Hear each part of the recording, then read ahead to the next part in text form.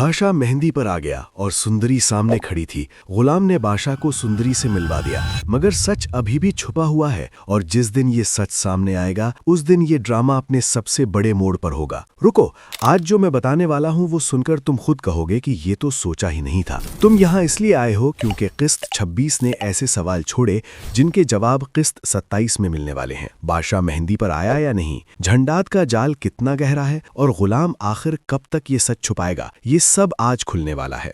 किस्त 26 में झंडाद ने अपना असल चेहरा दिखाया, गुलाम को बंगला देने की पेशकश की, मगर साथ ये भी कह दिया कि निकाह के बाद माँ और बीवी को लेकर हमेशा के लिए गायब हो जाओ। और फिर वो जुमला जो सुनने में बहुत तकलीफ दे था, तुम्हारी माँ से कभी मोहब्बत नहीं की थी, वो तो बस एक जल्दबाजी का नतीजा थी। गुलाम ने बंगला ठुकरा दिया, किराए का फ्लैट ले लिया।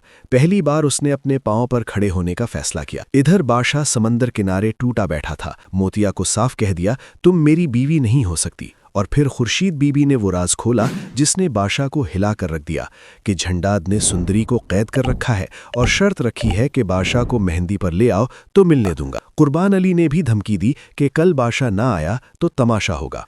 अब प्रोमो की बात करते हैं और यहाँ हर चीज़ को गौर से समझो, क्योंकि ये प्रोमो जितना कंफ्यूजिंग लगता है उतना है नहीं, बस समझने की ज़रूरत है। बादशाह मेहंदी पर आ गया और वहाँ उसे सुंदरी मिली और वो खुशी में उसके गिर्द नाच रहा है। अभी तक उसे नहीं पता कि यही संदल है जिसे वो ढूंढ रहा था। गुलाम सामने खड़ा बेबस है। बादशाह ने खुशी में उसे गले भी लगा लिया और गुलाम का चेहरा देखने वाला है। अब सुंदरी का जुमला सुनो, मनपसंद आदमी से शादी हो रही हो तो अंदर बाहर खुशियां नाच रही होती हैं। ये सुंदरी लाजों से मेहंदी लगवाते हुए गुलाम की बात कर रही है, मगर बादशाह समझ रहा है वो उसकी बात कर रही है। एक जुमला दो मतलब, यही इस पूरे प्रोमो का असल खेल है।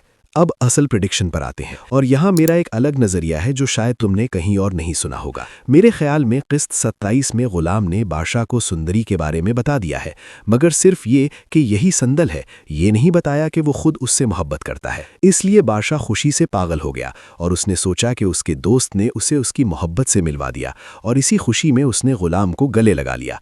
अब गुलाम के अंदर क्या चल रहा है ये सिर्फ इमरान अशरफ की आंखें बता सकती हैं। अब सवाल ये है कि सुंदरी को क्या पता है।